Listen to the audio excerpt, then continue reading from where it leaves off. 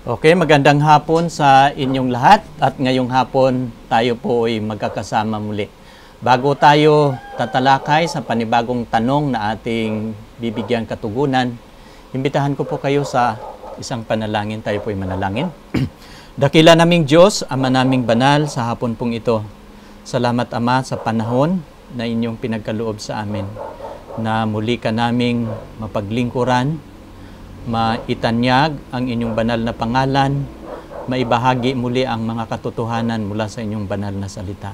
Pagpapalain ang paksa na aming tatalakayin, sasagutin namin ang mga katanungan, Panginoon, ng aming mga kapatid at umaasa kami na inyo itong pagpapalain.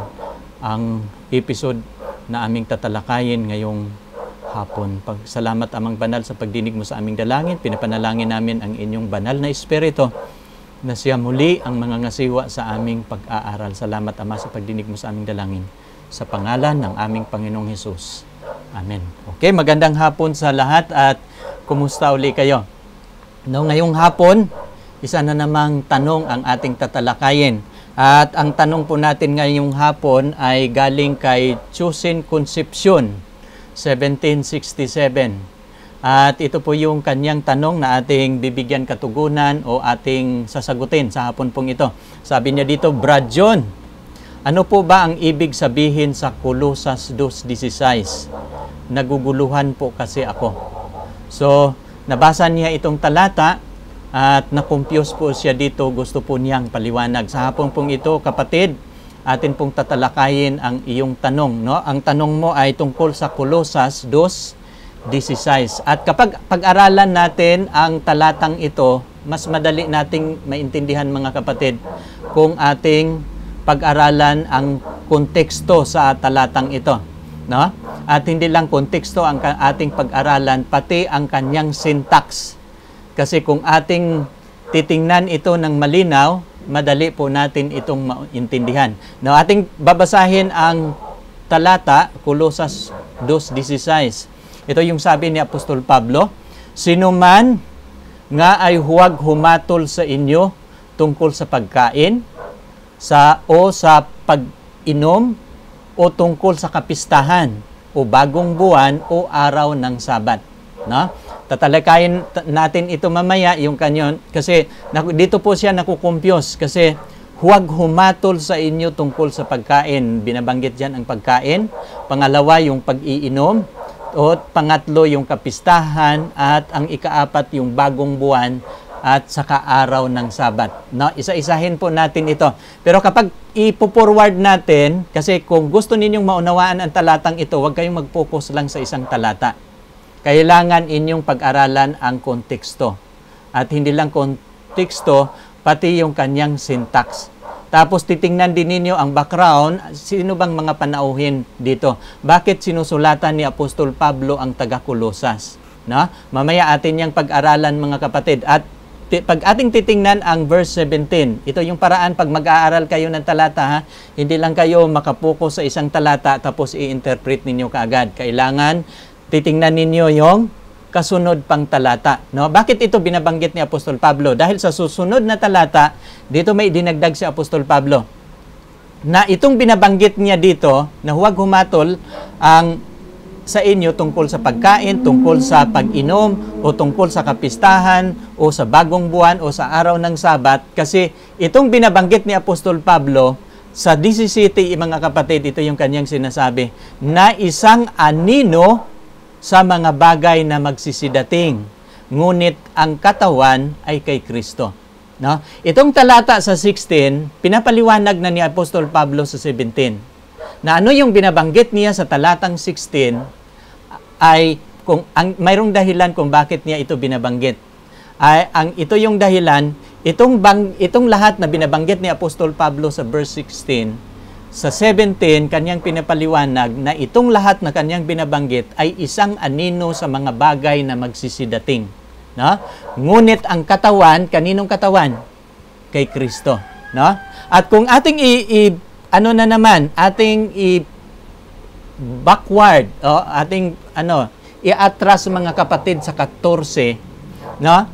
Itong anino na batas, kung ating paunawain mga kapatid, na pinawi ang usapang nasusulat sa mga palatuntunan laban sa atin na hindi naayon sa atin at ito'y kanyang inalis, ipinako sa cross. No? Kung baga, nalilinawan tayo. Na, ang ibig sabihin, mayroong batas sa Old Testament, may kinalaman. Anong batas yon? May kinalaman sa pagkain, sa pag-inom, sa kapistahan, o bagong buwan o sa araw ng Sabat na binabanggit niya sa 17, anino sa mga bagay na nagsisidating ang katawan kanino? Itong mga batas na ito, ang katawan tumutukoy kay Kristo, no? At hindi lang 'yan. At anong dahilan kung bakit ito sinusulat ni Pablo? Kasi sa verse 14 mga kapatid, ito yung mga kautosang pinawi, no? Mga usapang nasusulat. Anong kautusan ito? May kinalaman sa mga palatuntunan na laban sa atin. Ito po'y may kinalaman sa kasalanan. Paano solusyonan ang kasalanan ng bawat nagkakasala. At hindi naaayon ito sa atin, sabi ni Apostol Pablo. Ito'y kanyang inaalis. Bakit niya inaalis? Hindi lang niya inaalis mga kapatid, kanya pang ipinako sa cross. So, atin po itong unawain isa-isa. Gusto ko na pagkatapos natin matatalakay ito, hindi na kayo makukompuse sa talata ng Kolosas 2:16 dahil ating maintindihan na ito. So, bago ko ito itatalakay mga kapatid, paano ko ipapaliwanag ito? Alam ninyo, hindi ninyo ito maintindihan kung hindi ninyo maunawaan ang magkakaibang uri ng mga batas ng Diyos sa Old Testament. No? Kung gusto ninyong maunawaan itong sulat ni Apostol Pablo mga kapatid, kailangan maunawaan muna ninyo ang 4 na uri ng kautusan. Kasi kung hindi ninyo maunawaan itong 4 na uri ng kautusan, pag sabong-sabungin ninyo ang interpretasyon sa magkakaibang kautusan, makukumpiyos nga kayo. Pero ngayong hapon, hindi na tayo makukumpiyos. Alam niyo kung bakit? Maunawaan ninyo ngayong hapon ano yung 4 na uri ng kautusan sa Old Testament. No? Sa Biblia, mga kapatid, may 4 na uri ng kautusan. No? Saan po natin ito mababasa at ano po ang katawagan sa 4 na uri ng kautusan? Ito po yung nakasulat mga kapatid. Ang una nating tatalakayin ay ang mababasa natin sa Exodo 20:1-17. At ito po'y tinatawag na moral law. Saan natin makikita? Exodus 20:1-17. At yun po ay ang kautusan pong ito may kinalaman sa 10 utos ng Diyos. No? Ang 10 utos ng Diyos hanggang sa New Testament, hanggang sa bagong langit at bagong lupa, hindi po ito maaalis. Bakit? Ang 10 utos ng Diyos, mga kapatid, may kinalaman po yan sa moral law. No? Kaya bago ko ipapaliwanag, ang ikalawang, ipapaliwanag ko yun mamaya, ang ikalawa namang utos, mga kapatid, ay tinatawag na civil law. No? Ang civil law, masusumpungan natin ito sa Exodus 21 hanggang Exodus 24. 4 na kapitulo po yan, at yung mga pagbabasahin ninyo yung kapitulo, sinulat po yun ni Moses, ipinasulat po yun ng Diyos sa kanya, sapagkat ito po yung pamamahala ng Diyos sa Israel. No? Ano ang kanilang gagawin? Kapag mayroong lumalabag, anong mga anong tawag niyan? Yung saligang batas sa Israel. Kaya nga tayo, mayroon din tayong civil law sa Pilipinas. Ganon din po ang Israel. Nang pinamamahalaan ng Diyos ang Israel, gumawa po siya ng kautusan. At ang mga kautusang ito na ginagawa ng Diyos para sa Israel, chapter 21-24, kung gusto ninyong maunawaan. At yung batas na yan ng Diyos, tinatawag na civil law. No? At ang ikatatlong kautusan, mga kapatid, tinatawag naman yang ceremonial law. No? At ang ceremonial law, mababasa natin ito sa Exodo 25 hanggang natapos ang buong aklat ng Exodus. No? At mula Levitico 1 hanggang Levitico 9, doon po natatapos ang mga batas na may kinalaman sa ceremonial law. Kasi itong ceremonial law, mga kapatid, ito po yung solusyon sa kasalanan. Kung mayroong magkakasala sa moral law, mayroong magkakasala sa civil law, ito po yung solusyon. Dito po inilagay ng Panginoon paano mapapatawad ang magkakasala sa kautosang moral at magkakasala sa sibil na kautusan, ito po yung solusyon. Kaya nga sa sulat ni Apostol Pablo, ang kautosang ito idinagdag dahil sa pagsalangsang. Saan po ang kanilang sinisalangsang? Yung batas na moral, batas na sibil, at kung salangsangin nila itong dalawang batas, kung makalabag sila sa batas na ito yung solusyon. No? Dito mapapatawad ang kanilang kasalanan. Dito ma-justify ang kanilang kasalanan sa pamamagitan ng dugo ng hayop. Ito pong kautosang ito nagtuturo sa dugo ng Mesiyas.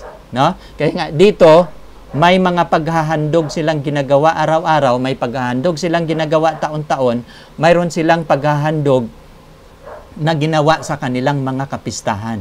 No? Kaya itong ceremonial law, ito po yung ikatatlong kautusan. At saan natin mababasa, ito po yung mahabang paliwanag ang Diyos. Kasi kung babasahin ninyo yung chapter 25, ang Panginoon nag-utos kay Moses. No, sabi ng Diyos kay Moses, "Let them make me a sanctuary that I may dwell among them." At iniisa-isa ang sukat ng santuaryo, ang laki ng santuaryo, no? Ano ang mga bagay sa santuaryo, kaya nga napakahabang paliwanag. Pero kung inyong isa-summarize ang ceremonial law, mga kapatid, na ito yung mga chapter, ay may kinalaman yan sa kaligtasan. Paano ang tao maligtas kapag siya ay magkakasala, no? At ito po ay sa pamamagitan ng paghahandog ng mga hayop at mga tupa, at mayroong seremonya na mga pagkain na anong dapat nilang kakainin. Mayroong mga pista silang mga celebrate sa mga kautosang ito. Kung gusto ninyong maintindihan yan, ito yung mga talata. Kaya nga, ito yung ikatatlong uri ng kautusan. Ang ikaapat naman na uri ng kautusan, tinatawag na health laws. No? Batas na may kinalaman sa kalusugan. At ito'y nananatili din hanggang ngayon. Kasi ang bayan ng Diyos hindi papakainin ng Panginoon ng marumi. No? Levitico 11, chapter po ito, hanggang Levitico 15. Kung mayroon kayong time, no? Ito yung mga kautusan sa buong Biblia. Alam niyo may mga masugid na nag-aaral sa Biblia na itong apat na kautusan, Brother John, gaano karaming mga kautusan yan? Mayroong mga nag-aaral, pinag-aralan nila ang lahat ng kautusan ng Diyos, itong apat na uri. At sangayon sa kanilang pag-aaral, ang kautusan daw ng Diyos ay umaabot ng 613 ka mga utos niya. Pero kapag i-summarize o sa isang pag-uri-uri natin ang lahat ng kautusan, nahahati lang siya sa apat na uri. Ngayon aking ipapaliwanag, mga kapatid, hindi ninyo maintindihan itong ceremonial law kung hindi ninyo maintindihan ang moral law at saka civil law. Pero ang ating focus sa ating pag-aaral, hindi tayo magpa-focus sa civil law at saka health laws. Dito lang tayo magpo-focus sa dalawa. Kasi ating pag-aralan, mayroong kautusan sa Biblia na nananatili, pero mayroon namang kautusan na inalis. Ito yung ating pag-aralan, itong dalawang kautusan. Yung una, yung moral law. Anong pagkakaiba, Brother John, sa kautosang moral at sa kautosang ceremonial law? Atin po yung pag-aralan, mga kapatid. Itong moral law, mga kapatid, hindi po si Moses ang sumusulat. Bumaba talaga ang Diyos sa bundok ng Sinai at siya mismo ang sumulat. Kaya nga, kung mayroon kayong Biblia na hawak, itong buong Biblia, pinasulat yun niya sa kanyang mga propeta. Pero isa lang na kautusan sa Biblia, yung moral law, na ang daliri niya mismo ang sumulat. At hindi lang papel ang kanyang sinusulatan, ang sinusulatan ng Diyos ang dalawang tapyas na bato. At saan po natin mababasa na daliri mismo ng Diyos ang sumusulat? Saan niya isinulat? Sa bundok ng Sinai. At sabi niya dito sa Exodo 31 verse 18, at kanyang ibinigay kay Moses pagkatapos na nakipagsalitaan sa kanya sa ibabaw ng bundok ng Sinai ang dalawang tapyas ng patutuo na mga tapyas na bato na sinulatan ng daliri ng Diyos. Itong moral law, hindi po si Moses ang sumulat. O ang mga propeta. Hindi ito pinagkatiwala ng Diyos sa kanyang propeta na sulatin. Siya mismo ang sumulat at ano ang kanyang gamit sa pagsulat? Daliri mismo ng Diyos. Saan niya ibinibigay? Sa bundok ng Sinai. No? At mayroong kadahilanan mga kapatid kasi ang moral law, sinulat niya sa Exodo 20 mula 1 hanggang 17. Pero kapag babasahin ninyo yung 18, 19, 20, isinulat ng Panginoon gaano kahalaga itong moral law. No? Gaano ba kahalaga itong moral law, Brother John? At kung ating babasahin yung 18, nakita ng buong bayan ang kulog at mga kidlat, at ang tunog ng pakakak at ang bundok na umuusok. At nang makita ng bayan, nanginig sila sa malayo at tumayo sila sa malayo. At sinabi nila kay Moses, magsalita ka sa amin at aming didinggin. Datapwat huwag magsalita ang Diyos sa amin, baka kami mamamatay. So, yun yung sinabi ng mga Israelita nang bumaba si Moses mula sa bundok. Alam niyo kung bakit yan ang sinabi ng mga Israelita? Kasi bawat magsasalita ang Panginoon, yung mayanig ang buong bundok, no? Tapos, kaya nga nangangatal sila sa takot. Mayroong kulog at kidlat kapag magsasalita ang Panginoon. Nang pinuproclaim niya ang Ten Commandments, kasama ang kulog at kidlat. Kaya nga natatakot sila. Tumayo sila sa malayo at natatakot. Pero yung sagot ni Moses sa bayan, nung ito'y kanilang sinasabi na huwag magsalita ang Diyos, no? Baka kami mamamatay. No? At sinabi nila kay Moses, sabi niya, magsalita ka sa amin, aming didinggin, datapwat huwag magsalita ang Diyos sa amin, baka kami mamamatay. Pero anong sagot ni Moses sa verse 20? Nilagyan ko ng dilaw, no? At sinabi ni Moses sa bayan, huwag kayong matakot, sapagkat ang Diyos na parito ay upang subukin kayo. Ano ang purpose ng Panginoon? Bakit niya binigay yung moral law, yung Ten Commandments? Una, naparito ang Diyos, ibinigay ang Ten Commandments para subukin kayo. Alam niyo yung batas na ito? This is the test of loyalty. Katulad ito doon sa Garden ng Eden na batas. Siya ay naparito upang subukin kayo. Upang ang takot sa Kanya ay suma sa inyo. Upang huwag kayong magkasala. Anong layunin kung bakit ibinigay ng Panginoon ang Ten Commandments, mga kapatid? Una, siya ay naparito upang subukin kayo. Pangalawa, upang ang takot sa Kanya ay suma sa inyo. Upang ang tao magkakaroon ng takot sa Kanya. Magkakaroon ng reverence and respect. Yan po ang ibig sabihin. Ikatatlo, na dahilan kung bakit niya binibigay ang Ten Commandments, mga kapatid, upang huwag kayong magkasala. Mabuti ba ang layunin ng Panginoon sa pagbigay ng Ten Commandments? Yes. At alam niyo kung sinunod lang ng tao ang Ten Commandments, walang kasalanan, walang pulis, walang huhulihin ng pulis, walang mamamatay tao, walang magnanakaw, no? Walang mangangalunya, walang nagsinungaling. May krimen ba kung sinunod ito ng tao? Wala. Kasi ang Ten Commandments, mga kapatid, ito po'y tinatawag na moral law. Katulad po ito sa Garden ng Eden. No? Alam niyo yung batas ng Panginoon doon sa Garden ng Eden, nagsimbolo sa dalawang prutas, nagsimbolo sa dalawang punong kahoy. Pagbabasahin ninyo yung chapter 2:8 at saka 9, inilagay ng Panginoon ang kahoy ng buhay. Ipapakain niya ito kay Adan kasi kapag kakainin ni Adan at ni Eva, hindi sila mamamatay. Pero pagbabasahin ninyo yung 15 to 17, may inilagay ang Panginoon sa Garden ng Eden na bawal. No? Sabi ng Panginoon, makakakain kayo sa lahat ng punong kahoy sa halamanan, maliban sa isa na nasa gitna. Huwag ninyong kakanin, sapagkat sa araw na kayo'y kakain yaon, walang pagsalang mamamatay kayo. No? Yun yung punong kahoy na subukan. At sa ating kapanahunan ngayon, ano yung batas ng Diyos na subukan? No? Itong Ten Commandments. Kapag lalabagin ito, ay magkakasala ang tao. Nang nilabag ni Adan at ni Eva yung kahoy na pinagbabawal, ano ang pangalan ng punong kahoy? Kahoy ng pagkakilala ng mabuti at masama. Sa pangalan pa lang, mayroong wisdom. Now, ngayon, ano bang batas ng Diyos ngayon na nagpakilala kung anong mabuti at masama? Alam niyo mga kapatid, ang Ten Commandments. Kasi Pag nagsabi ang Panginoon, huwag kang papatay, inuutos ng kautusan, masama ang pumapatay. No? Pag sinabi ng Ten Commandments, huwag kang magnakaw, ano'y implied yun na masama ang magnakaw. Ito yung kautusan na nagsasabi kung ano ang mabuti at masama.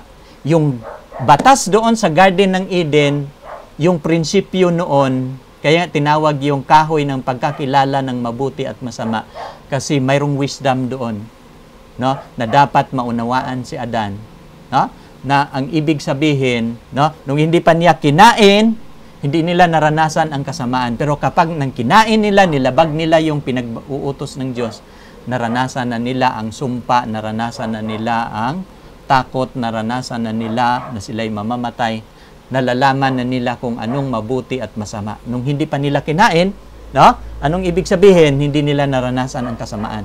Kaya nga, ganun din dito mga kapatid, pero ang layunin ng Panginoon, bakit niya binigay ang kanyang kautusan? Upang huwag kayong magkasala. Yun yung layunin ng Panginoon. Pero mapapansin ninyo, bakit ang tao ngayon makasalanan? No? Bakit maraming bababatas tayong pinili sa ating bansa?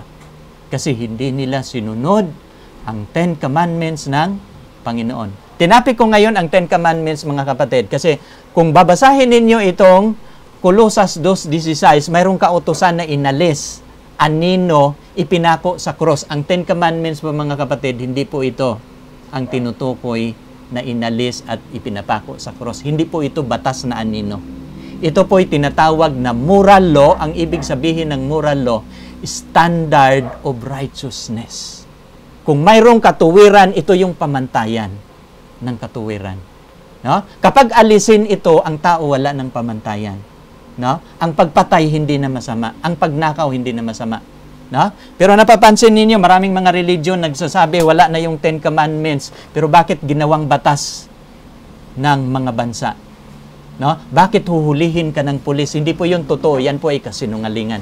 Now, dito tayo mga kapatid, itong Ten Commandments na binibigay ng Panginoon, kung inyong pag-aralan ng malalim, mga kapatid, ang kahulugan nito, mga kapatid, ang kautosang ito, yung moral law, tinatawag po ito sa Bible na God's transcript of His character. Ito po ang kahulugan yan.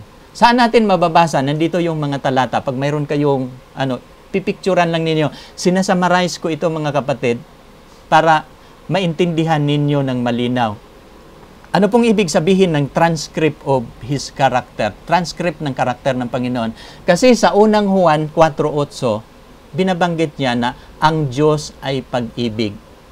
At kapag pag-aralan natin ang batas ng pag-ibig, walang iba kundi yung kanyang Ten Commandments. Alam niyo kung bakit isinulat ng 2 tapyas na bato yan? Kasi ang unang tapyas, yun yung ating pag-ibig sa Diyos. Yung ikalawang tapyas, yun yung ating pag-ibig sa kapwa. Mayroong nagtanong sa Panginoon, no, sa Mateo 22:36 hanggang 40, Guro, ano bang dakilang utos sa kautusan? At anong sagot ni Jesus? Ibigin mo ang Panginoon mong Diyos ng buong puso mo, buong pag-iisip mo, buong kaluluwa mo, buong lakas mo. Ito ang pinakauna at pinakadakilang utos. Ang ikalawa ay katulad, ibigin mo ang iyong kapwa na gaya ng iyong sarili. Sa dalawang utos na ito, nauuwi ang kautusan, lahat ng kautusan ng propeta. So, ibig sabihin, ito po yung may kinalaman, ang batas na ito, kung ating isummarize, law of love. Kung siya ay Diyos ng pag-ibig, gumawa siya ng batas ng pag-ibig. At pag isummarize ninyo ang Ten Commandments, no? Paano ba natin iibigin ang Diyos? Babasahin mo yung unang tapyas na bato, yung 4 na batas, pag-ibig yun sa Diyos. Hindi tinutukoy doon ang pag-ibig sa kapwa. At kapag iibigin mo ang iyong kapwa, babasahin mo yung ikalawang tapyas na bato. Yan po ay pag-ibig sa kapwa. Na, dito tayo sa pagbabasahin natin yung Psalms 73 verse 1, nakasulat doon na ang Diyos ay mabuti. God is good. At kapag babasahin ninyo yung Roma 7:12, ang kautusan din ay mabuti. Magkapareho ba sila? No? Dito mga kapatid, ating maunawaan kung mayroong Diyos na mabuti, gumawa din siya ng kautusang mabuti. Kung siya'y Diyos ng pag-ibig, gumawa naman siya ng kautusan ng pag-ibig. Dito sa ikatatlo, Ang Diyos ay banal. Mababasa natin saan? Psalms 99 verse 9. Pagbabasahin natin yung Roma 7:12, ang kanyang kautusan din ay banal. No? At kapag babasahin natin yung Zacarias 9:9, no? God is just, no? Ating mababasa sa aklat ng Zacarias. At ganun din sa Roma 7:12.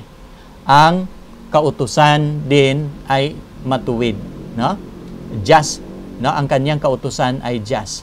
Dito pag ating babasahin naman, ang Diyos ay perfect. Mababasa natin sa Psalms 18:30 at mababasa naman natin sa Psalms 19:7 na ang kanyang kautusan din perfect din, no?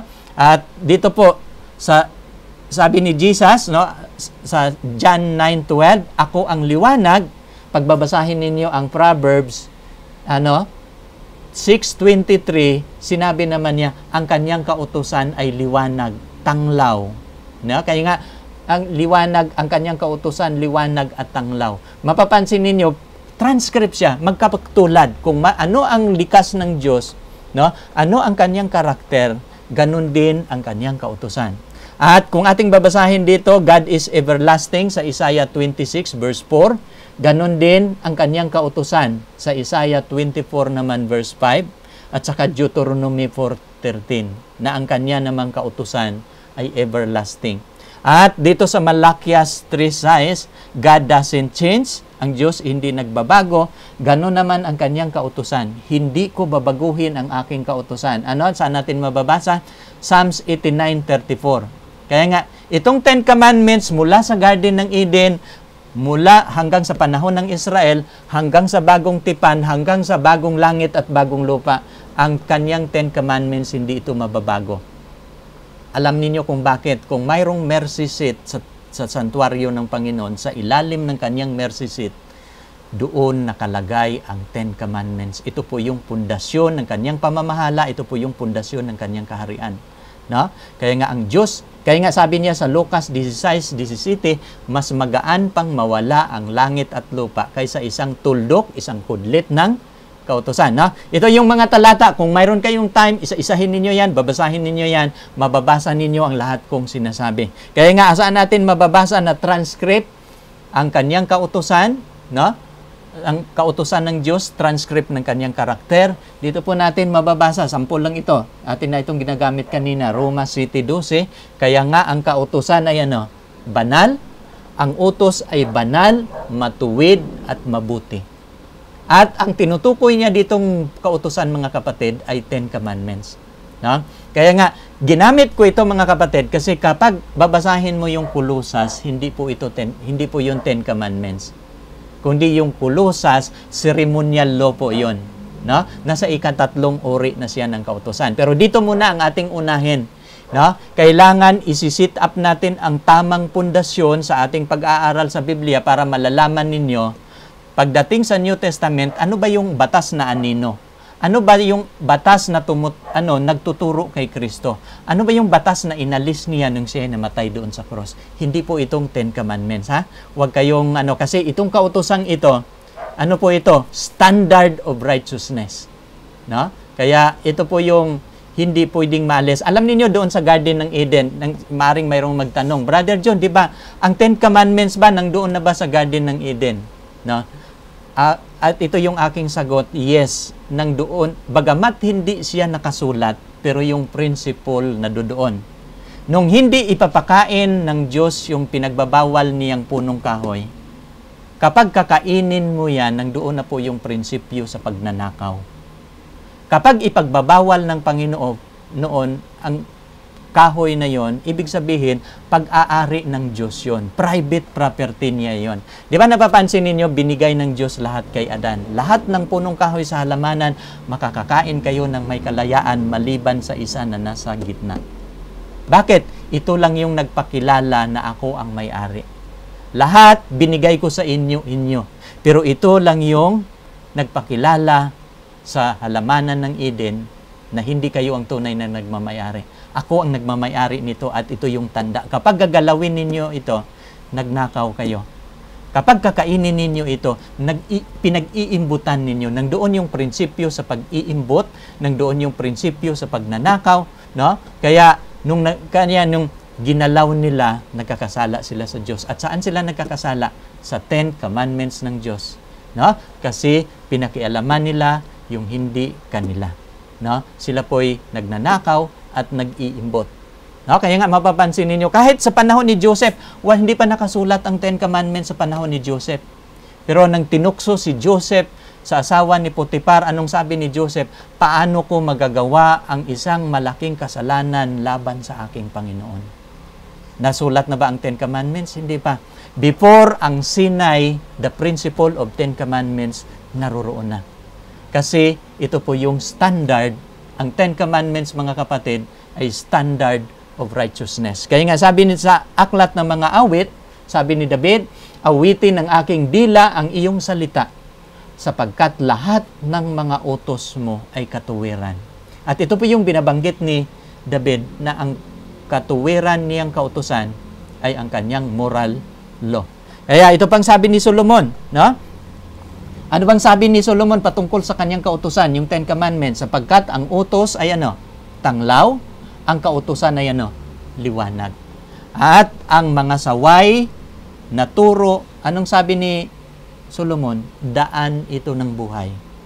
No? Kaya nga, saway at turo ng Panginoon, daan ito ng buhay. Kaya ito pa, anong sabi ni Jesus? Dito tayo sa sinasabi ni Jesus. Paano pinapaliwanag ni Jesus ang kautusan?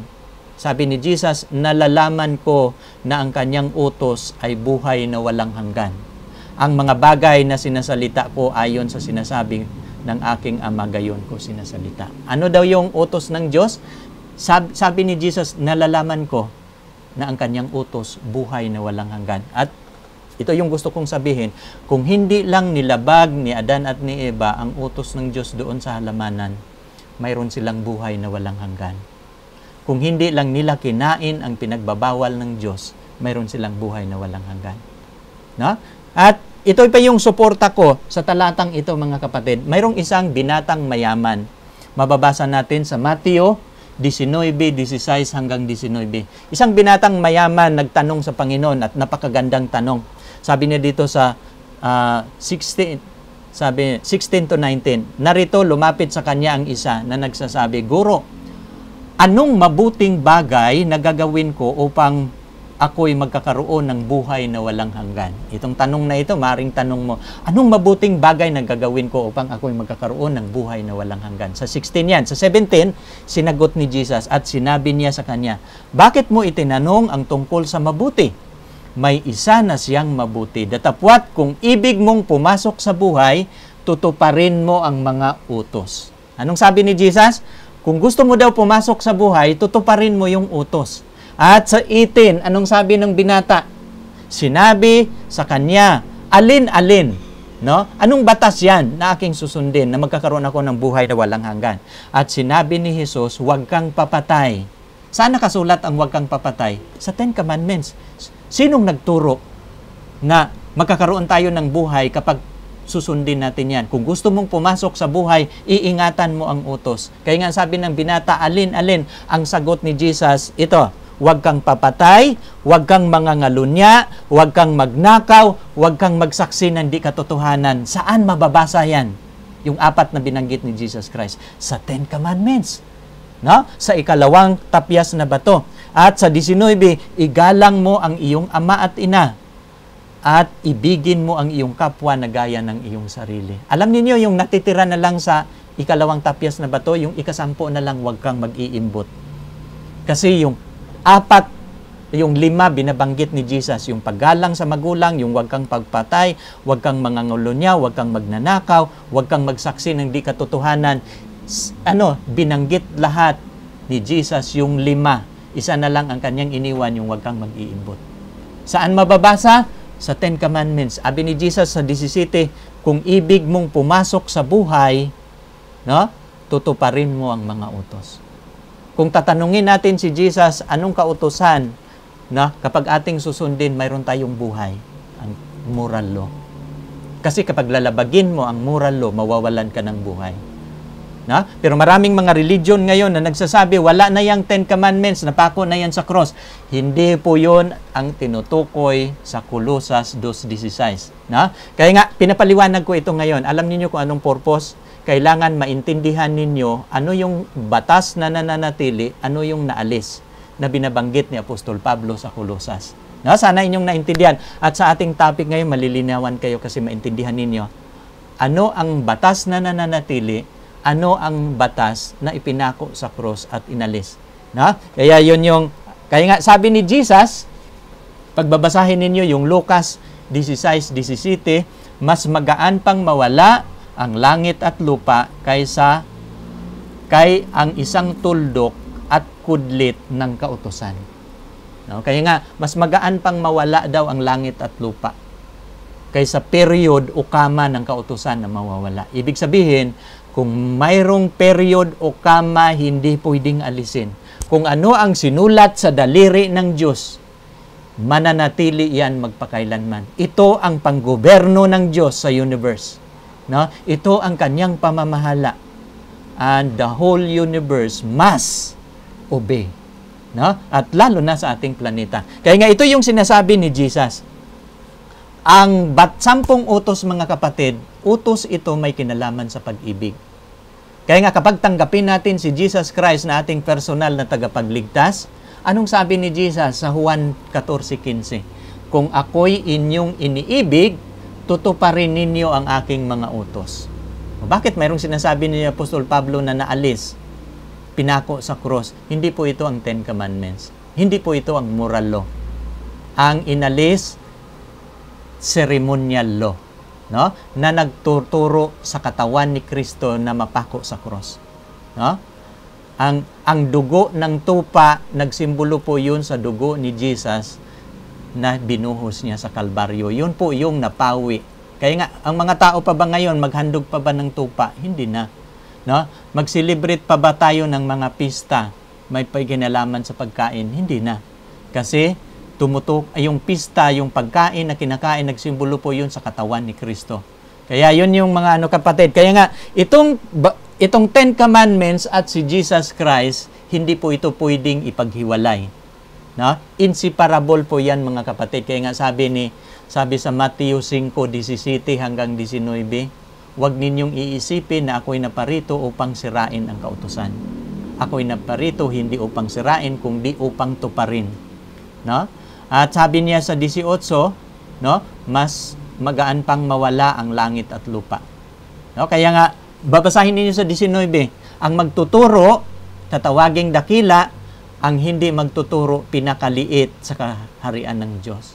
Ito yung 10 Commandments. Kaya nga, kapag tatanungin natin si Jesus, anong gagawin natin para magkakaroon tayo ng buhay? Ituturo ni Jesus ang 10 Commandments. At kapag lalabagin natin ang 10 Commandments, ituturo tayo ng kautusan. Ito yung solusyon sa kasalanan, ang tagapagligtas.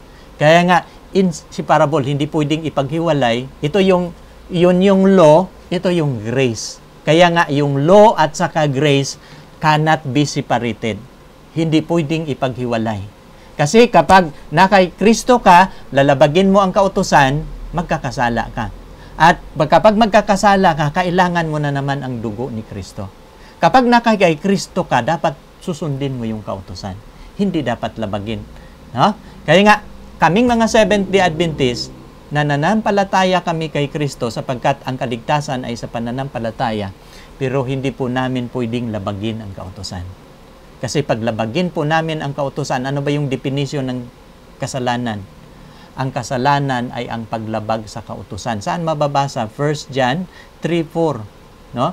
Sabi, ang paglabag sa kautusan ay kasalanan. Sino mang nagkakasala, lumalabag din naman sa kautusan. No? Sapagkat ang kasalanan ay ang paglabag sa kautusan. Kaya nga, pag lalabagin mo yung kautusan, magkakasala ka. Kaya para hindi ka magkakasala, huwag mong labagin ang kautusan. Ang law at saka grace, para yung mata natin, mayroong itim at puti.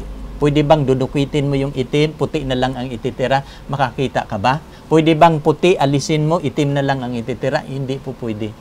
No? Makakita ka lang kapag magkasama yung dalawa, yung itim at puti sa iyong mata.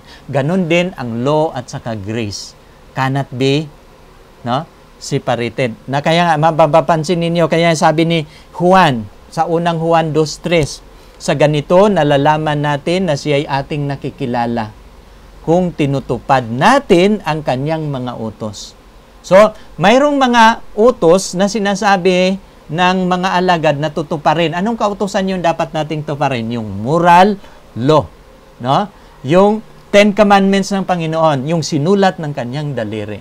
At sabi niya, sa ganito, nalalaman natin kung na siya ay ating nakikilala kung tinutupad natin ang kanyang mga utos. At ito pa, sinabi pa ni Juan sa 2:4, ang nagsasabing nakikilala ko siya at hindi tumutupad ng kanyang mga utos ay ano? Sinungaling at ang katotohanan wala sa kanya. Kung magsasabi tayo, nakikilala ko si Kristo, pinaglingkuran ko si Kristo, ano ako? Iglesia ako ni Kristo, lingkod ako ni Kristo, pero hindi, no? Ang nagsasabing nakikilala ko siya at hindi tinutupad ang kanyang utos. Anong sabi ni Juan? Ay sinungaling at ang katotohanan wala sa kanya. Ang mga nagsasabing sila'y nasa kay Kristo pero hindi tumutupad sa utos, ang katotohanan wala sa kanya. Kasi kapag babasahin ninyo ang Biblia, mga kapatid, kung si Kristo ay truth, I am the way, the truth, and the life, ang kautusan din ni Jesus ay truth din. Saan natin mababasa? No? Sa Psalms 119, no?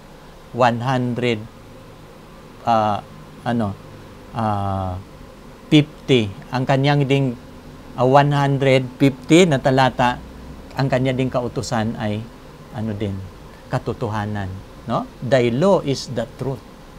119:42 hanggang sa at saka 50, mababasa ninyo na ang kanyang kautusan ay katotohanan. Pareho sila, transcript sa kanyang karakter. Kung si Jesus ay katotohanan, ang kanyang kautusan din ay katotohanan. No? Kaya nga, mapapansin ninyo, at hindi lang yan, no? Na kung nagsasabi tayong nakikilala, hindi tinutupad, sinungaling ang taong yan. At ang katotohanan wala sa kanya. Ito pa, sinasabi ni Apostol Pablo, ang sumulat sa Colosas 2:16 at ang sumulat sa unang Timothy 6:14, si Pablo yan parehong sumusulat. Titingnan ninyo yung sulat ni Apostol Pablo. Mayroon bang utos na dapat tuparin? Mayroon. Mayroong nawala, mayroong dapat tuparin. At ito po yung sulat niya kay Timoteo. Isang batang ministro, pero anong payo ni Apostol Pablo sa isang batang ministro na tagasunod ni Kristo?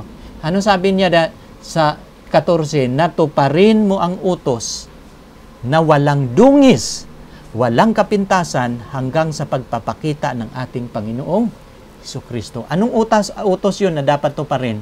Ang 10 Commandments. Kaya naintindihan na ninyo yung, pinapaliwanag, naintindihan na ninyo yung moral law?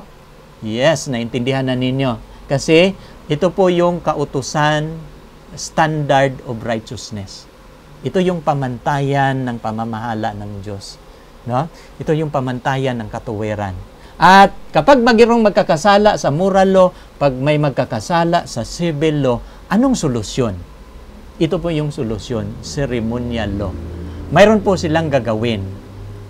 Walang kasalanan na mapapatawad na walang dugo. Saan natin mababasa? Hebreo 9:22. Sa katunayan, lahat ng nakasulat, no? Lahat ng nakasulat sa kautusan ay sa pamamagitan ng dugo, at kung walang pagdanak ng dugo, walang kapatawaran ng kasalanan. Kaya nga dito yung pagpatay ng mga tupa, pagpatay ng mga baka, pagpatay ng kambing, no? Pagkain ng mga pagkain, mayroon silang mga pista, no? Sa kalendaryo ng mga Hudyo na kanilang is-celebrate, mayroong buwanan, mayroong taunan na celebration. Mababasa ninyo yung mga pista sa Levitico 23, no? At sa Levitico 16, ang Day of Atonement, Levitico 16, ito yung mga 6 na pista, kasi sa Old Testament mayroon pong 7 pista. No? Mayroon pong tinatawag na pista ng tabernakulo. Yun yung ika-7 pista. At mapapansin ninyo mga kapatid, ito po yung may kilalaman, ito yung tinutukoy sa Colosas 2:6 na inalis. Kaya nga, ano bang paliwanag na itong kautusang ito po yung sulat ni Apostol Pablo sa Galacia 3:19. Ano ba ang kabuluhan ng kautusan? No? Wherefore then serveth the law? Sabi niya, it was added because of transgression. Itong kautusang ceremonial law, mga kapatid, idinagdag lang ito dahil sa pagsalangsang. Kung tinutupad ito, walang makasalanan, hindi ito idadagdag. Pero dahil nilabag ang 10 Commandments, nilabag ang 7 law, ito yung solusyon, ang ceremonial law. No? At ito yung sulat na Apostol Pablo, itong ceremonial law, no? Wherefore then serveth the law, it was added because of transgression. No? Idinagdag lang ito dahil sa pagsalangsang sa moral law. Until the seed should come, hanggang sa dumating ang seeds. Seed, no? Hindi sinasabing seeds singular kasi hanggang si Kristo ay darating, kasi itong mga batas na ito, anino lang ito. Shadow. No? To whom the promise was made. Kailan ba ginawa ang promise? Sa Genesis 3:15, na ang binhi ng babae dudurog sa ulo ng ahas. And it was ordained by angel in the hand of the mediator. Ito yung pinapaliwanag ni Apostol Pablo. At itong ceremonial law, idinagdag lang yan sa kautusan. Sa Tagalog, ano ang kabuluhan ng kautusan? Idinagdag dahil sa pagsalangsang. At yun na, nawaan na natin yung ceremonial law, idinagdag lang yun dahil sa pagsalangsang. At ano po ang laraw, ang kautusan ng ceremonial law? Kapag mayroong magkakasala, dadalhin mo yung tupa sa santuaryo ng Panginoon, sasalubungin ka ng pari na mag-initiate, no? Ibibigay ng pari sa iyo ang patalim. Ikaw ang nagkakasala, ikaw ang nagdala ng tupa, ay ikaw mismo ang papatay sa tupa. Pero bago mo siya papatayin, ipatong mo ang iyong kamay doon sa ulo ng papatayin mo. Pagkatapos, mga kapatid, sahurin ng pari. Kasi ikaw ang papatay, kasi ikaw ang nagkakasala, nagsimbolo po yun kay Jesus Christ. At sasahurin ng pari yung dugo. Tapos pagkatapos niyang mamatay, ay ang dugo dadalhin doon sa banal na dako. No? At ang iyon namang tupa na susunugin naman doon sa burnt altar o burnt offering. Uuwi ka na ang iyong kasalanan nalipat sa santuaryo. Umuwi ka na wala ng kasalanan. Kinuha na ng Diyos, din ililipat na sa santuaryo. At pagdating doon, iwiwisik nila sa tabing sa banal na dako. Kaya nga, yung buong banal, ang tabing ng banal na dako sa santuaryo, narurumihan. Kasi lahat ng kasalanan sa kampamento, lumipat doon sa tabing. Pero lilinisin nila ang santuaryo once a year. Yung tinatawag na Day of Atonement, no? Mayroong paglilinis sa santuaryo, isang bisis sa isang taon. Anong buwan yon? Sa buwan ng sa buwan ng Abib, no? Kung hindi Abib, no? Ikapitong buwan, ikasampung araw. Nalimutan ko yung kalendaryo ng Hudyo. Ikapitong buwan, isi-celebrate nila ikasampung araw. Isi-celebrate nila ang Day of Atonement. Ang tawag niyon sa Hebro, tinatawag na Yom Kippur. Ang pag-celebrate nila sa Day of Atonement. At tapos naman, no, mayroon silang dalawang kambing doon na ikaslats nila. Yung isa, tinatawag na Goat of the Lord. Yung isa naman, tinatawag na Goat of Azazel. Itong Goat of Azazel, hindi papatayin. Kasi yung isa lang ang papatayin kasi yun yung maglilinis sa taunang paglilinis sa buong kampamento ng Israel. Kailangan mapapatawad lahat ng kasalanan at yung isang dugo ng kambing, yun yung magbabayad. At wiwisikan ng dugo ang lahat ng mga artikulo sa templo. Yung Goat of Azazel, paglabas, ipapatong naman doon sa Goat of Azazel ang kamay ng pari. Tapos, siya ang magdadala ng kasalanan sa lahat ng kasalanan ng Israelita. Dadalhin siya sa wilderness. No? Itatapon doon siya. Hayaan siyang mamatay. Nagsimbolo po yun kay Satan. Yun po yung mga ceremonial law na nagtuturo paano lilinisin ang kasalanan. Yung Goat of Azazel, nagsimbolo po yun kay Satan na mananatili dito sa lupa sa loob ng 1,000 years na siya lang nag-iisa walang siyang matutukso. No, ganun po ang mga kahulugan. Kaya nga, yung ceremonial law, mayroong kahulugan yon. At kung unawain ninyo yung ceremonial law, mga kapatid, yun po ay tinatawag na Kindergarten School of Salvation. Pinapaliwanag ni Jesus Christ, pinapaliwanag ng Diyos ang kaligtasan sa pamamagitan ng santuario. Ito tinuturo ng Panginoon na itong dugo na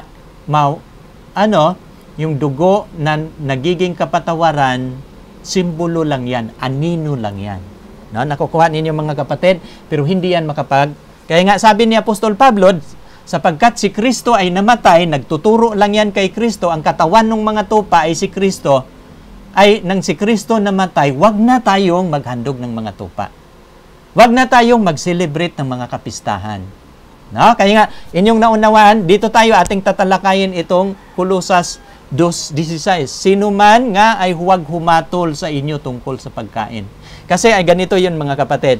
Ang konteksto kasi dito, pag ating pag-aralan ang Kolosas, mayroong problema sa Kolosas. Alam niyo kung bakit? Maraming mga mananampalatayang Hudyo na nagse-celebrate ng mga pista, mayroon pa silang ginagawang pagtutuli. Istrikto sila kasi ang kanilang paniniwala, kapag ikaw mananampalataya kay Kristo, dapat kang magpapatuli. Ang mga Grigo at mga Gentiles, sanay silang hindi nagpapatuli, kaya nagkakaroon ng alitan ang dalawa, ang Jew at saka Grigo sa loob ng iglesia, o mga Gentiles sa loob ng iglesia na nananampalataya kay Kristo.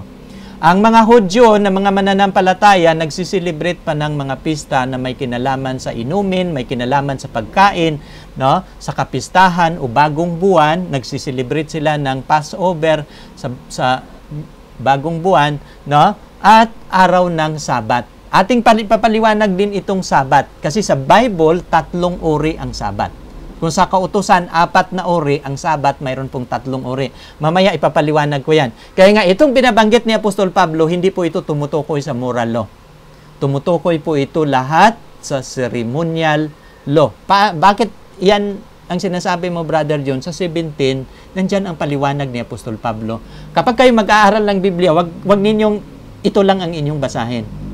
Pag-aralan ninyo ang kasunod. Yun yung pag-aaral sa konteksto na pag-aaral. Pag pag-aralan ninyo ang buong context, ang kasunod na talata ika-consider ninyo. At yung before na mga talata, yun yung pag-aaral sa mga konteksto na pag-aaral. At hindi lang yan, gagamit din kayo ng syntax. Paano niya pinapaliwanag yung talata. At ito yung una niyang binabanggit, dito pinapaliwanag na niya. No? Sabi niya dito, na isang anino sa mga bagay na magsisidating. Yung simbolo na yung tupa na kanilang pinatay, may anino lang yan, no, sa pagdating ng tagapagligtas. Kasi ang dugo ni Kristo ang tunay na makapagpatawad ng ating kasalanan, makapaglinis ng ating kasalanan. Hindi yung mga dugo ng baka at kambing. No? Anino lang siya sa mga bagay na darating. Ngunit ang katawan, sino? Ang katawan, yung katawan ni Kristo. Ang dapat mamatay, hindi yung tupa. Kundi ang dapat mamatay ay si Kristo. Kaya nga, nung namatay si Kristo, kaya nga, parang ganito yun mga kapatid. Nung hindi pa dumating si Kristo, ang mga Israelita magkakaroon lamang ng kaligtasan when they are looking forward, where they are looking in the future of the coming Messiah. Tayo naman na sa ating kapanahunan ngayon, hindi na tayo maghandog ng mga tupa. And we are looking backward to the cross. What Jesus had done, He did 2,000 years ago. Ganun ang natin. Tayo, na mga mananampalataya kay Kristo, hindi na tayo maghandog ng mga kambing, yung tupa, hindi na tayo patay ng mga hayop na magdanak pa ng dugo. Kasi si Jesus Christ, namatay na siya para sa ating kasalanan 2,000 years ago. Kaya nga, ang buong Biblia, mga kapatid, isa lang ang ating tinitingnan na kaligtasan. Sa Old Testament, ang kanilang ginagamit dugo ng hayop, pero tinitingnan nila ang coming Messiah, ang coming Christ na magbabayad ng kanilang kasalanan.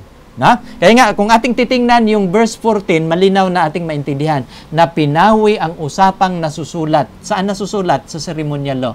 na mga palatuntunan laban sa atin, laban sa sumasalangsang, na hindi naaayon sa atin at ito'y kanyang inalis, ipinako sa cross. Anong kautosan yon? Ceremonial law. No? Naintindihan na yan. At ito yung aking paliwanag. Yan po'y kautosan na nagtuturo sa ating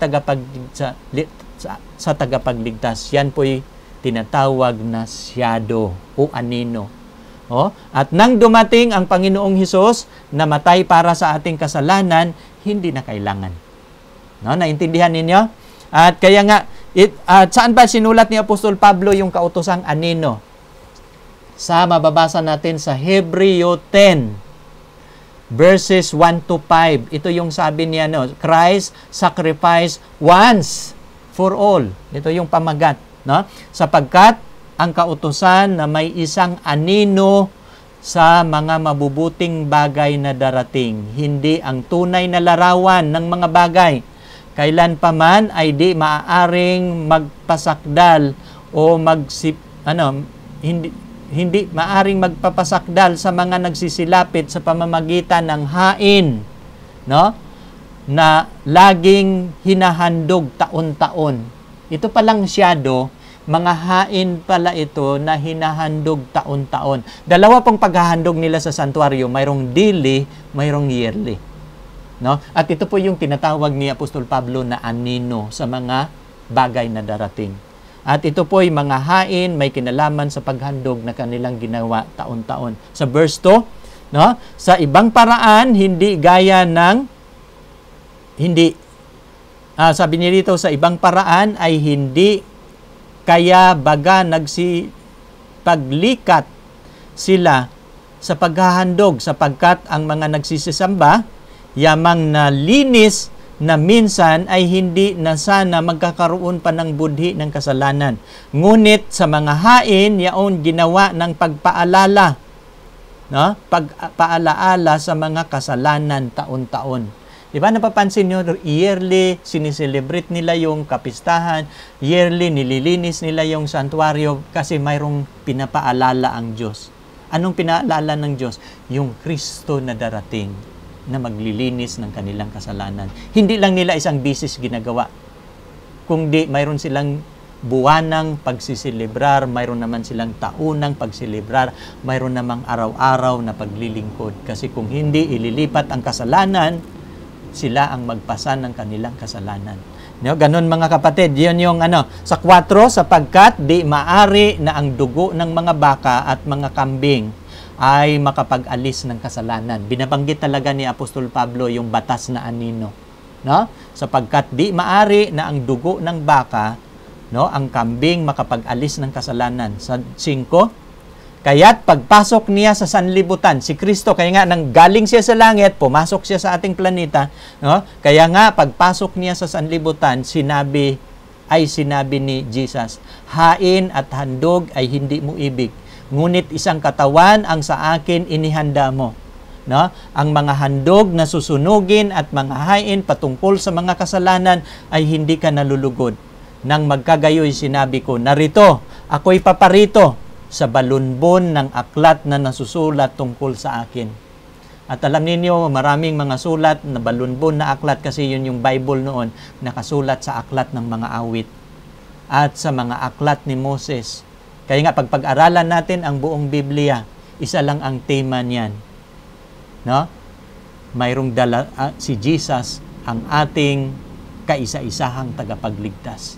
No? Siya lang ang pag-asa natin ng kapatawaran ng kasalanan. Kaya nga sabi niyo, nang magkagayoy, sinabi ko, narito, ako'y pumaparito sa balunbon na aklat ng nasusulat tungkol sa akin upang gawin, O Diyos, ang iyong kalooban. Kasi ang kalooban ng Ama, mayroong magsakripisyo, mayroong mamatay para sa taong nagkakasala upang ang kanilang kasalanan mapapatawan. At yung kailangan ang pagdanak ng dugo, no, sa Hebreo 9:22, kung walang pagdanak ng dugo, walang kapatawaran.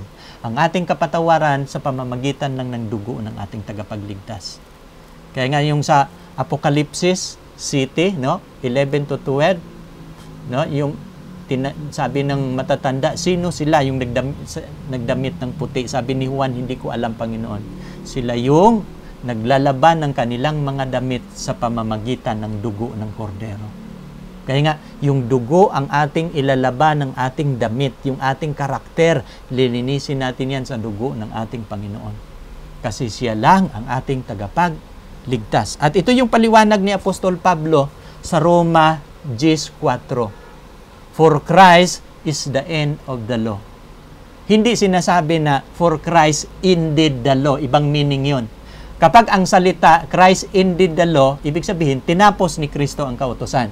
Pero pag ang talata nagsasabi, for Christ is the end of the law. Itong ceremonial law, si Kristo ang katapusan. Matitigil ito pagdating ni Kristo. Yan ang ibig sabihin ng talata. For Christ is the end of the law, for righteousness to everyone that believeth. No? Magiging katuwiran ito sa lahat ng magsisampalataya.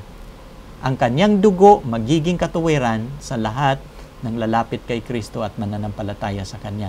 At kung anong ibig sabihin yan, Christ is the end of the law. Siya po'y nang siya'y dumating at napako sa cross, ang kautusan ay natitigil.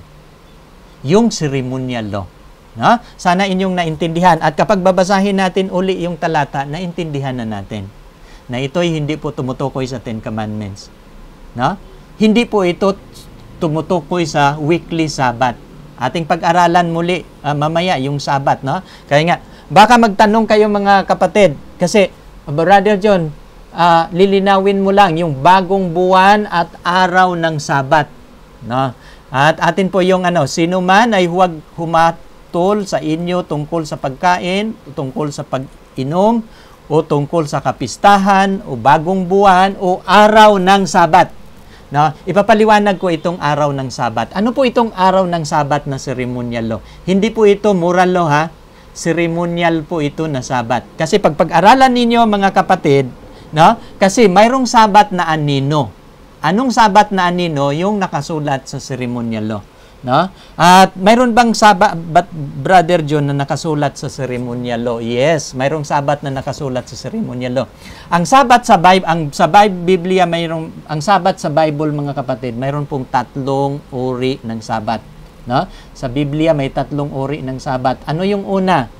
No? Sabat ng Panginoon ang katawagan. Saan natin mababasa? Exodus 20 verse 8 to 20. Nakasulat yun sa kanyang moral na kautusan. At itong Sabat na ito, ginawa ito ng Panginoon bago nagkakasala si Adan at si Eva. Anong chapter ba sa Bible nagkakasala si Adan? Chapter 3 ng Genesis. Ang Sabat na ito, isinulat niya ito, chapter 2 pa lang. Kaya tinawag ito na Sabat ng Panginoon. Ikalawang Sabat mga kapatid, ang katawagan niyan, Sabat ng mga Hudyo. Saan natin mababasa? Leviticus 16, 29 to 31. Mamaya ipapaliwanag ko yan. Pero dapat maintindihan ninyo ang Sabat, 3 uri. No? At sa Leviticus 25, 8 to 13. Yan po ay tinatawag na Jubilee Sabat. No? Ito naman yung taunan na pista. At mababasa natin yan mamaya Sabat. Mabasahin nga ninyo yung talata para maintindihan ninyo. Susundan ninyo ako sa ating pag-aaral. Dapat kayo may mga hawak kayong Bible para mababasa ninyo. At binabanggit dito Sabat yan. Na? Ikatatlong Sabat mga kapatid, yung tinatawag na Sabat ng lupain. Na? Bago sila pumasok sa lupang pangako, sinabi ng Diyos, kapag papasok sila sa lupang pangako, trabahuin lang nila ang lupa 6 na taon. Ika-7 taon, ang lupa mangingilin ng Sabat. No, ito yung Kaya nga, 3. Ang naalis nung napako si Jesus doon sa cross, ito yung taunang pista. At ito yung pag-celebrate nila sa Sabat sa lupain. No? Ito yung naalis. Kaya nga sabi ni Apostol Pablo, wag na ninyong tungkol sa Sabat. Binabanggit ni Apostol Pedro dito yung bagong buwan o sa araw ng Sabat. Hindi na ninyo yan isi-celebrate. Ang tinutukoy ni Apostol Pablo na Sabat, itong 2 Sabat inalis. Pero itong Sabat na nasa 10 Commandments, hindi po ito inalis. Saan po natin yan mababasa? Binabanggit ko kanina, kailan ba ginawa ng Panginoon ang araw ng Sabat? Sa ikapitong araw. Sa creation pa lang, titingnan ninyo, the seventh day, God rest. Sabi niya dito, at nayari ang langit at lupa, at ang lahat na natatanaw sa mga yaon, sa verse 2 ng Genesis 2, no? At nang ikapitong araw, nayari ng Diyos ang kanyang gawang ginawa, at nagpahinga sa ikapitong araw sa madlang gawa niyang ginawa. So, anong ginawa niya? Nang natapos niya ang sa ikapitong araw nagpahinga. Then sa verse 3, binasbasan ng Diyos ang ikapitong araw. No? Ang basbas, mga kapatid, mahalaga 'yon. Parang kasal ba? Binasbasan, no? 'Yun yung mahalaga 'yon. In which sa unang araw hanggang ika-6 hindi binasbasan ng Diyos 'yon. Pero yung ikapitong araw, una niyang ginagawa, nagpahinga. Ikalawa niyang ginagawa, binasbasan ng Diyos ang ikapitong araw. At kanyang ipinangilin. Sa ibang translation sa English, He sanctified. Sa ibang salin ng Biblia, ginawa niyang banal. Anong araw ang ginawa ng Diyos na banal?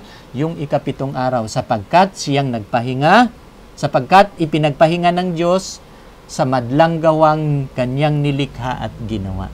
So, ito yung niya. At ito yung nilagay ng Panginoon sa Ten Commandments. At pag titingnan ninyo yung Ten Commandments, sa kalagitnaan ng kautusan, diyan nilagay ang batas niya sa Sabat.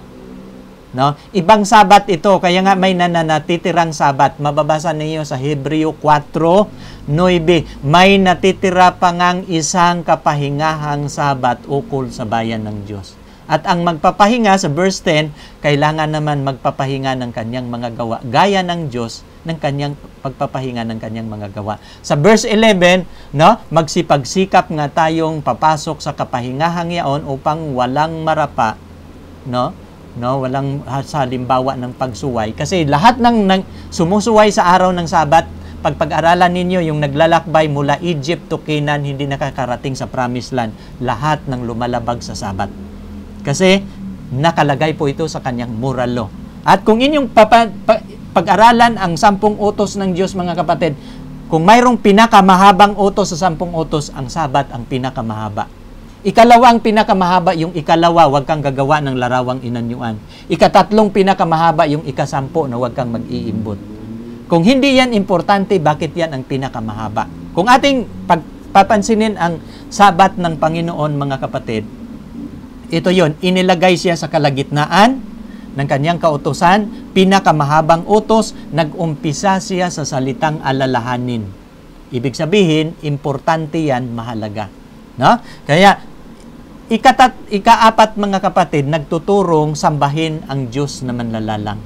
At nang doon yung kanyang signature. Alam niyo kung bakit pinalitan ng araw ng linggo ng ibang religion, araw ng Biyernes?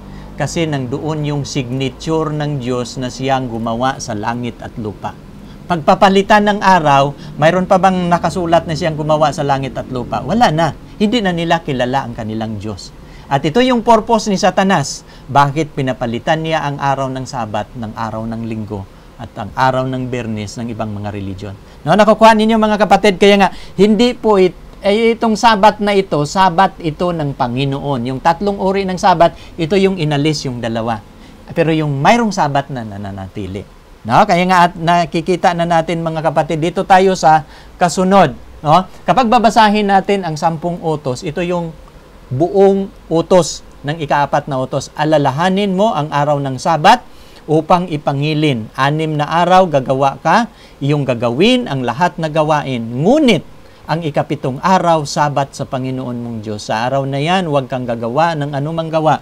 Ikaw ni ang iyong anak na lalaki, ni babae, ni ang iyong aliping lalaki, ni babae, ni ang iyong baka, ni ang iyong taga-ibang lupa na nasa loob ng iyong pintuang daan. Sapagkat sa 6 na araw, ginawa ng Panginoon ang langit at lupa at ang dagat, lahat na naroroon, at nagpahinga sa ika-7 araw, anupat pinagpala ng Panginoon ang araw ng Sabat at pinakabanal. No? Kailan niya ginawang banal ang Sabat? Sa creation pa lang. Binasbasan niya, nagpahinga siya. No? At yun yung sana naintindihan natin. Ano yung Sabat na inalis? Itong 2. Pero ano yung Sabat na nananatili? Yung sa 10 Commandments. Kasi hindi po pwedeng bawasan o mawawala ang moral na kautusan ng Diyos. At dito tayo sa ceremonial law. At babasahin natin ito mga kapatid. Itong batas na inalis mga Brother John, mababasa ba natin na itong pista ng mga Hudyo sa Levitico 16, mababasa nating Sabat. At ito yung buong talata. Levitico 16:29 to 32. Ito'y magiging palatuntunan. Kaya nga, ang batas na yon palatuntunan eh. Ito'y magiging palatuntunan magpakailanman sa inyo. Sa ikapitong buwan ng ikasampung araw ng buwan. Pagdalamhatiin ninyo ang inyong kaluluwa. No? At anumang gagawin, huwag gagawa. No? Ang tubo sa lupain, ni ang taga-ibang bayan na makipamamayan sa inyo. Sa 30, sapagkat sa araw na ito, gagawin ang pagtubos sa inyo upang linisin kayo. At sa lahat ng inyong mga kasalanan, magiging malinis kayo sa harap ng Panginoon. Sa 31, no? Sabat nga natakdang kapahingahan sa inyo. Binabanggit yung Sabat. Sabat nga takdang kapahingahan sa inyo.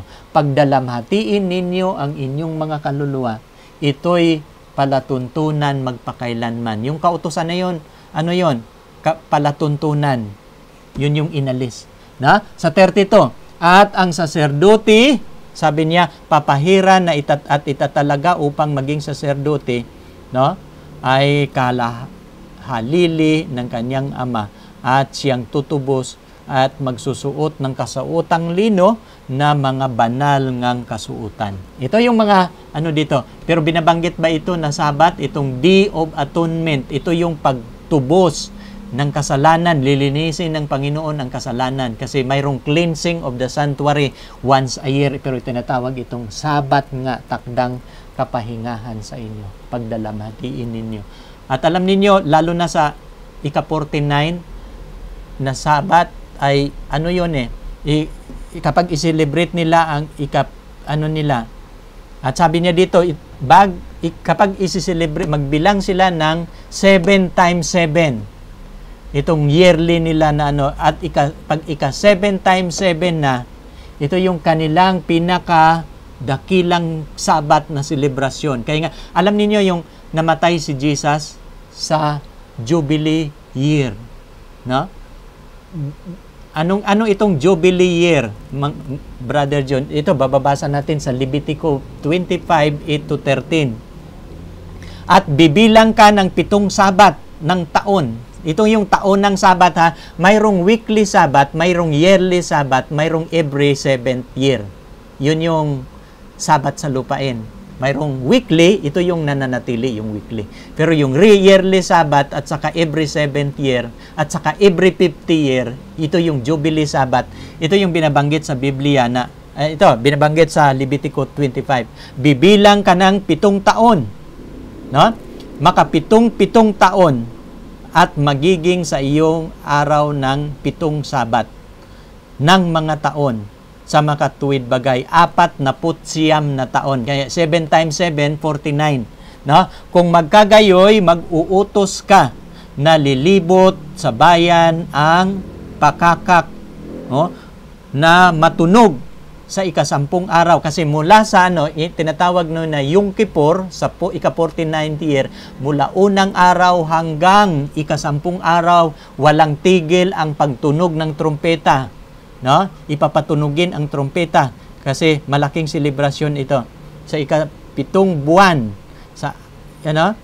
sa araw ng pagtubos patutunugin ninyo ang pakakak sa buong lupain ninyo.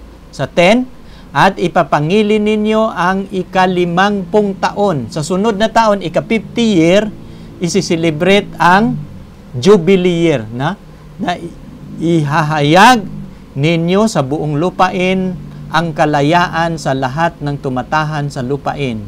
Siya'y magiging kapistahan ng jubileo sa inyo. Bawat isa sa inyo babalik sa kanyang pag-aari. Bawat isa babalik sa kanyang sambahayan. Kung mayroon kang alipin, na alipin mo, mahabang panahon, pauuwiin mo na. Pag mayroong lupa na nasanla sa iyo, ibabalik mo na sa magmamayari. Kasi ang taon ng Jubilee, Sabat, napakadakila, at kung ang mga mahirap, bibigyan mo na ng kalayaan. No? Yung mga nasanlan lupa, ibabalik mo na sa may-ari. Kaya nga, dakilang araw yun kapag isi-celebrate nila yung Jubilee. At binabanggit ito na Sabat. Pero nung namatay si Jesus Christ, hindi na yun siniselebrate. No? Kaya sana ating naintindihan. Yung Sabat sa lupain, Brother John. Ito. Hindi pa tapos pala yung Jubileo. Magiging kapistahan ng Jubileo nga sa inyo ang ika-50 taon. Yung 50 years. Huwag ninyong hahasikan ni aanihin, tutubo sa kanyang sarili ni titipunin man ng ubas na ubasan na hindi. Yung ika-50 year, lahat ng tubo ng lupain magiging common. Lahat ng mga prutas, lahat ng pananim. Para yun sa mga mahihirap. Hindi yun aanihin ng may-ari. Pag ika-50 year, lahat ng pagkain sa lupain, pwede kang aani. No, na ang may-ari hindi ka pagbabawalan. No? Kasi, yon? Huwag ninyong hasikan, ni aanihin, ng tumubo sa kanyang sariling titipunin ang mga ubas sa ubasan, hindi, na nakapon. Sapagkat kapistahan ng Jubileo magiging banal sa inyo. Kakanin ninyo ang bunga niyan sa bukid. Hindi niya ninyo i-harvest lahat ng mga tao pwede dito na ninyo kainin. Wag ninyong aanihin kasi ibibigay ng Panginoon lahat ng maaani sa mga mahihirap na walang pag-aari. Sabi ng Panginoon. Kakainin siya sa bukid. Ang taong ito ng Jubileo ay babalik kayo bawat isa sa kanyang pag-aari. Yung nakasanla sa inyong lupa, goodbye kasi ibabalik na sa may-ari. Yung mga katulong na binili ninyo kasi binibili ang mga katulong nun, ibabalik mo na, pauwiin mo na sa pamilya. At alam ninyo si Jesus namatay sa panahon ng Jubileo. Dakilang Sabat nung si Jesus ay namatay. No? Kaya nga, yun yung mga palatuntunan, mga kapatid. No? Ano yung Sabat sa lupain? Ating babasahin. No? Pag-aralan natin yung mga Sabat. Kasi sabi ni Apostol Pablo, wag nang sabi sa inyo patungkol sa Sabat. Ito yung mga naalis. Ano yung Sabat sa lupain? 25:1-5. Ito yung sabi ng Panginoon sa Levitico 25. Sinasalita ng Panginoon kay Moses sa bundok ng Sinai. Saan niya sinasalita ang utos na ito? Sa bundok ng Sinai na sinasabi, salitain mo sa mga anak ni Israel at sasabihin mo sa kanila, pagpasok ninyo sa lupain na ibinibigay ko sa inyo, ay mangingilin ng isang Sabat sa Panginoon ang lupain. Sinong mangingilin ng Sabat sa Panginoon? Ang lupain mangingilin ng Sabat. Sa 3, 6 na taon hahasikan mo ang iyong bukid at 6 na taon kakapunin mo ang iyong ubasan. Titipunin mo ang bunga niyan. Sabi niya, sa 3, 6 na taon, hasikan mo ang iyong bukid, 6 na taon, kakapunin mo ang iyong ubasan, titipunin mo ang bunga niyan, datapwat sa ika-7 taon, magiging Sabat. Sa ika-7 taon, magiging Sabat, takdang kapahingahan sa lupain. Sabat sa Panginoon, huwag mong hahasikan ang iyong bukid, ni kakapunin ang iyong ubasan. So, sana nagiging malinaw sa inyo, mga kapatid. Kaya nga, yung Kulosas, maintindihan mo na. No? Maraming salamat sa inyong pagtitiwala, no? Kapatid sa nagtatanong, dahil kayo nagtitiwala sa aming pagtuturo sa salita ng Panginoon. At sa hapon pong ito, huwag ka nang makumpiyos. No? Dahil malinaw na sa inyo na ano man yung Sabat na nawala, ano man yung kautusan na nawala, hindi po yung 10 Commandments. Yun po yung kautusan na ceremonial law na nagtuturo sa katawan ni Kristo. Yun yung sinasabi ni Apostol Pablo na anino sa mga bagay na darating. Maraming salamat sa inyong pagtunghay at ako'y nagpapasalamat sa inyong pagtanong. At nakikita ko sa mga bago kong video, mayroon nang nagtatanong dyan. Pero yung mga bago nating nagtatanong, hindi ko muna yan sasagutin. Alam niyo kung bakit? Maraming nagtatanong sa akin na 4 years ago, 3 years ago. Itong nagtatanong ngayon, 3 years ago na yung kanyang tanong. Ngayon ko lang ginawa ang aking programa sa question and answer, kaya ngayon ko lang na sagot ang inyong katanungan. Pero mga kapatid, ito po yung aking numero. Pwede ninyo akong tawagan kung mayroon kayong katanungan na mahalaga. Kung kayo'y nakukompuse sa mga talata sa Biblia, kukontakin ninyo ako. Kung kayo naman ay pinagpala, pwede din ninyo akong kontakin. Kasi pwede din bibigyan natin papuri ang Panginoon. At ito po yung aking Gmail. Pwede po kayong mag-message sa aking Gmail. At umaasa ako na lahat ninyong mga katanungan sa Biblia, sana mabibigyan natin ng katugunan. Kasi itong panukala ng Panginoon.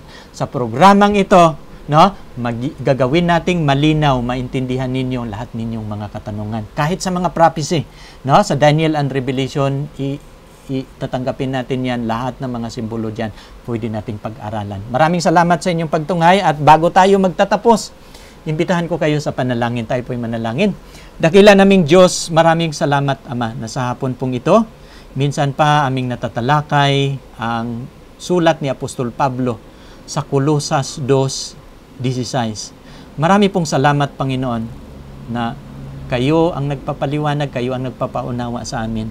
Ano yung mga batas na nananatili? Ano yung batas na nagtuturo sa darating na tagapagligtas? Salamat, Amang Banal, na inyong ipinapaliwanag ito sa amin ng malinaw. Nawa ang kapayapaan, ang inyong pagpapala, igawad ninyo sa lahat ng nakikinig. Pagpapalain ninyo silang lahat, Ama. Salamat sa pagdinig mo sa aming dalangin at pagdinig sa aming kahilingan sa inyo. Ito po'y aming pinapanalangin, Panginoon, sa pangalan ng aming Panginoong Hesus.